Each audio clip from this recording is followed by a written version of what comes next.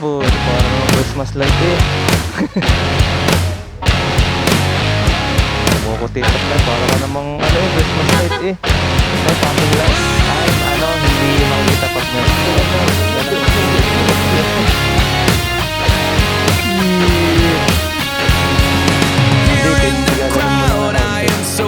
mababa lang ng konti ano. Tama yung puti. Yan, Tomas, tingnan mo, napakadilig dyan oh. Papunta sa akin yan. Ay, dahil sa Time check, 7:28 PM ng gabi. At sa video na to mga tol, tayo ay makikitambay tayo sa tropa natin dahil nagpakabit siya ng bagong MDL light. Oh, eto na yung part na madilim. Kung makikita nyo, I mean kung wala kayong makita dahil madilim talaga sa part na to. Eto, naka-high na tayo. Yan yung high natin. Malaking tulong talaga pag naka-MDL, lalo na pag maglo-long ride tayo tapos sinabot tayo ng gabi at mapapadaan tayo sa mga ganto kadidilim na lugar. Hindi kasi ako satisfied sa ilaw ng Bergman natin. Kahit sabihin na okay siya, pwede na, mas gusto ko pa rin yung kitang kita tayo at kitang kita din natin yung kalsada, di ba? Trucks, kotse, motor, lahat mabibilis dito. Kailangan talaga didiskartehan mo ng tama yung pagtawid.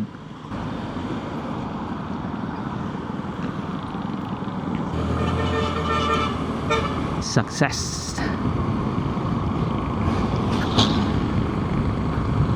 Anyway, mabalik na sa MDL light ano. MDL light lalo na pag umuulan, malaking tulong din kasi talaga.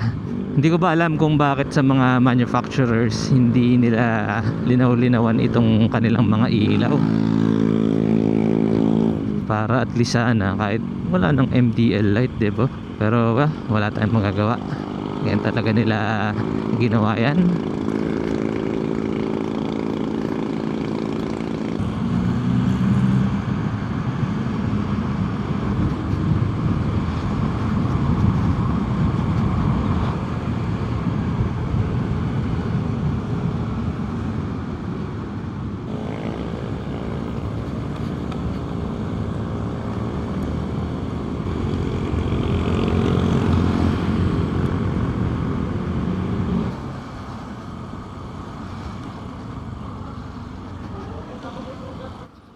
Ito na mga kasama natin, oh.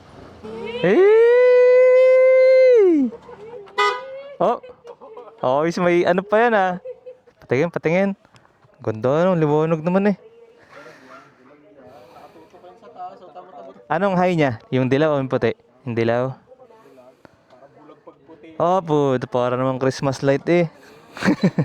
Ano pang settings yan? Sige nga. Puti. Combination yan, ano? Dilaw at puti ano. Tapos laro-laruin mo lang. May bilang. Oh, may bilang yan eh. oh, ayun ano. Ganyan kapag may LTO. Ano pa? Tapos bubusin ka. Kumukutitap na, para ka namang ano eh, Christmas light eh. Ay, passing light. Ayos din na. Maganda rin pagkakabit ano. Ba't hindi mo pa pinapasok sa loob? Pangit yung ano. Yung buga? Yung sa'yo ba ito masa nakalagay? Sa ilalim ano? Ay, ano, hindi makikita pag nag-high na. Pero kita din naman. Ang ilaw na hindi bilog. Yun sa'yo, pabilog. Pag-react sa akin. Din nga nung wiring. Ayos naman ng wiring, malinis pala ano. Aray ko, init puta, mainit pala yun. Minute. Nainit pala yun. Sa bagay, malakas nga eh. Malinis ang wiring ano. 80 watts naman eh. Deblong 80 watts yan. Dalawa. Para saan tong isa? Ang ano yan? Sa busina. Para Magamit ko. ay siya nga ano. Kumbagay, ano lang to, para mapalitan mo yung sa busina tsaka sa ilaw ng MDL. Para ma-off mo. Kung gusto mo, stock lang. Bawal sa LTO yung kailangan may stock ka pa rin ang busina. Ay, ganun ba yun? Ay, yung sa'yo may switch, Tomas, ng off din. Meron din ba? Saan? Nakatago. Nakatago yun sa'yo. Saan mo yung set mas? Ilang watts yung sa'yo? Yung sa'yo, Tomas, Owen, 80 watts? Nga, stock lang ano.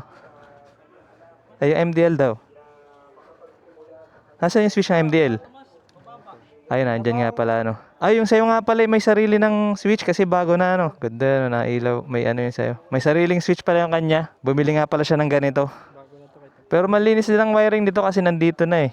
Wala na sa taas, ano. Ano yung bracket na sinasabi mong nilagay dyan? May bracket yan dito yung pag ganun. Ah, kasi doon kinabit. Pag ganun. Prism pala siya, ano. Prism. Tapos yung busina, but prism din. Prism eh. Tayo na. Joey, maliwanag ang anong buhay natin dyan sa iyo. Ano, tara? Doon tayo tumambay. Para malamig-lamig, mabanas ngayon eh. Buksan mo rin sa Tomas, titingnan natin. Yeah. Joey, una ka na. Oh, grabe, ang taas naman ng ilaw mo. Nakatutok sa mukha eh. Ayan yung mga tropa natin. Tandaan nyo si Tomas na naka PCX na kasama natin nung nag long ride tayo papuntang nung nagtaal loop tayo. Kasi paring Owen nakakasama din natin yan doon sa mga unang vlog natin. Kung makikita nyo yung high niya, oh, napakataas. Kailangan pa i-adjust. Wen, mataas yung high nung dilaw. Taas. Babahan mo mamaya o kaya bukas. May dala ka bang tools? Meron ako dito. Alin lang naman yan eh. Mamaya babaan natin. Babaan natin yung kanyang ilaw, no?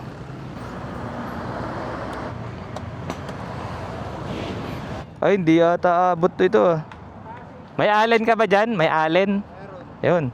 Hindi aabot yung allen ko kasi wala akong letter L eh. Abot naman second floor ng bahay. Hindi, igaganon mo lang ng kaunti. Ipapasok-pasok lang natin ng kaunti para pwede natin siya maganon din. Yun, mamaya, na-adjust na. O, dito na lang. O, ito naman. Ayan, nakababa na pala ng kaunti ay. Yun. O, bumaba na din ba ito? Try mo babaan din. Yung kabila. Pwede na muna yan. Tapos, bukas mo na ano yun sa pader. Bukas may pantay sa pader. Yan, pwede na yan. Okay, punta na muna tayo sa Viewtech, Sariaya Viewtech para mag-chill at makapag-meeting na rin ng possible ride namin pala. Sorry. Ay, gagi. Yan sinasabi pag walang MDL. Parang sobrang baba naman ng kanyang MDL na. Pababa lang ng konti, ano? Oo. Hindi pati pantay, ano? Tamo, yung puti, hindi pantay yung puti. Kailangan ipantay mo yan eh. Kita nyo naman, mga naka-MDL tong mga kasama natin. At least nagkakaroon tayo ng idea para sa Bergman natin. So mas malakas pala yung kay paring Owen na kinabit dahil nasa 80 watts daw. Itong kay paring Tomas na nasa likod ay 60 watts. Pero maliwanag din. Kasi papatong mo pa yung stock light eh. Ito nga lang kay Tomas daw ay square daw yung kanya. Tapos itong kay paring Owen ay bilog daw. O kung bilog ba talaga or pa-wide lang. Pero maganda rin tong kay Owen. Kitang kita ko yung kung makikita nyo yung talagang liwanag nung ilaw niya. Talagang define na define. Kitang kita nyo yung tinatamaan ng MDL ay talagang kitang kita nyo yung kung ano man yun nando sa kalsada. Yan ang next nating i-target na ipakabit, MDL. Yan yung ilaw ni paring Owen, oh. Ganda ng MDL.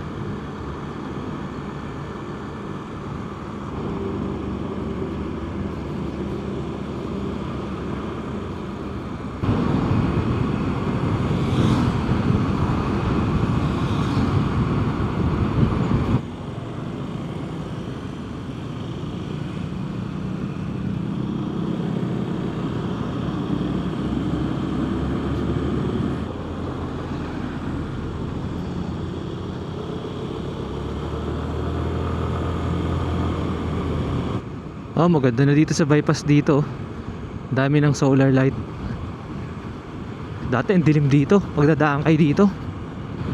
At least kahit hindi gaano kalakas yung solar light, ang dami naman nila, di ba? Oh. Talagang tinatad nila ng solar light eh. Hindi tinipid eh. Ayan, lumalamig-lamig na. Iba talaga ang hangin dito sa mga bypass road. Malamig na hangin. sabing maulan.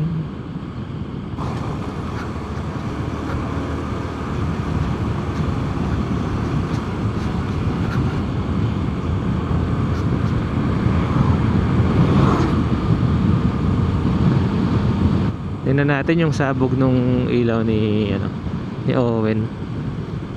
Ayan, oh. Ganda naman ng sabog eh. Hindi pa lang napapantay kasi in-adjust namin. At hindi namin na-adjust na maayos.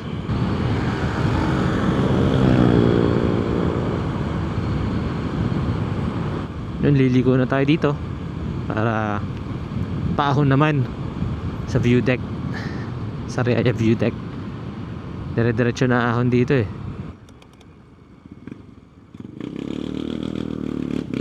Dumiretso eh. Tatawagan ko.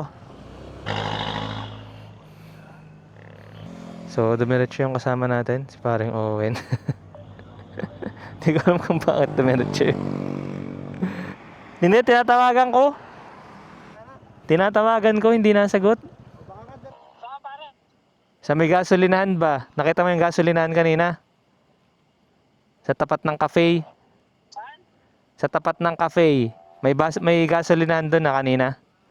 Okay, nakita na natin si Owen. Kaya dire-diretso na tayong ahon papuntang view deck. Dire-diretso siya kanina. Hindi niya kami napansin na sumesenyas. Layo na nung inabot niya.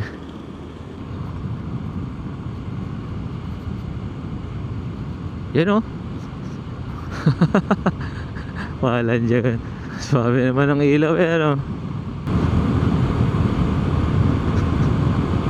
Dito sa part na to, puro paahon na talaga tayo ha. Pero marami ding hams dito. Talaga naman. Yan, so ayan ang Apple Bakery. Kung gusto nyo rin pumunta dito, edi syempre yan ang palatandaan, Apple Bakery. Tapos papasokin nyo lang to, dire-diretso na to paahon, paakyat ng bundok ng view deck. So last time na nagpunta tayo dito sa Sariaya view deck ay gumawa tayo ng video kasama natin si Love. Inahon natin to. At nung in-upload natin sa YouTube, sobrang dilim pala niya, no? Kaya this time ay gagandahan natin ang edit para at least makita nyo na yung itsura nitong paahon dito. Kasi puro paahon talaga to eh.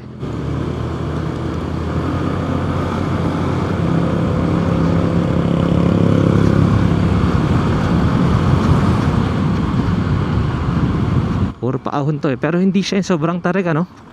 Tama lang. At lumalamig na ang hangin dito. Ang sarap, parang nagtatagaytay vibes na yung hangin dito. Nanunuot na siya, pumapasok na sa loob ng jacket eh. Lamig, ang sarap. Lalo na't ang banas sa baba ng bayan, sa Lucena. Dito ang lamig ng hangin. Ang sarap.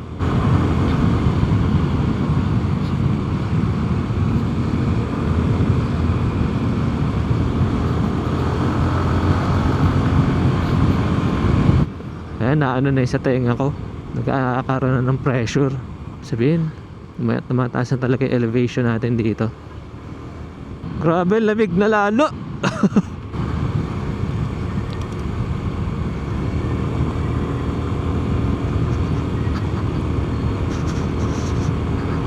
Ahon lang ng ahon.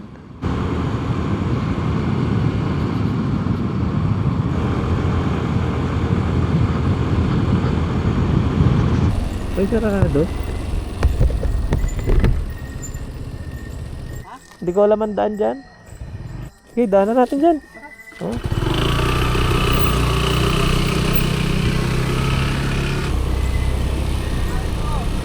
Sarado?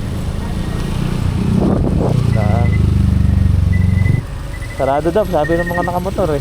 Sarado? Oo. Tingnan kaya natin. Tingnan kaya natin. May ilaw ba dun? Meron naman. Kaya nga, tara, tingnan natin.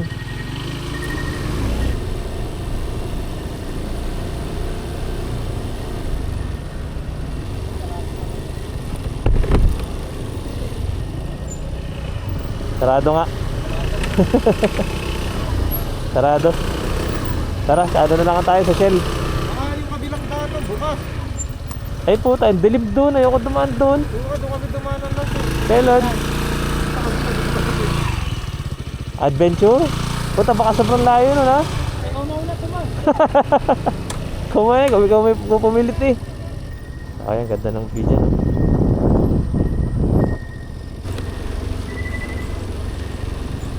So gusto nito, mas dito kami dumaan. Ay, katakot naman eh.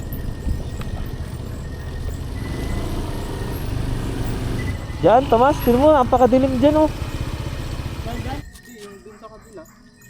May isa pa pala doon. Sa kabila bang? Papunta, paakit dyan? May daan papunta doon? Ay, wag na wag na tayo subukan. May sasakyan eh, hindi ko na nakita yung ilaw. May sasakyan dito kanina. Oo. Nakita kong ilaw, gumanon. Ano? Kaya lang ay, wala nang ilaw, wala nang dilim na oh.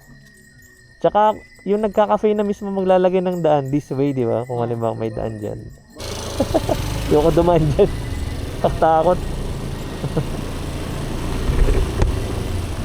So,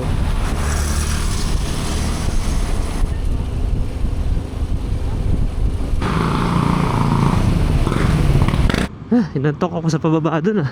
Sobrang relax kasi eh. Low energy no. Ano na eh. Pagod na eh. Napagod eh. Na-disappoint kasi sarado yung view deck eh.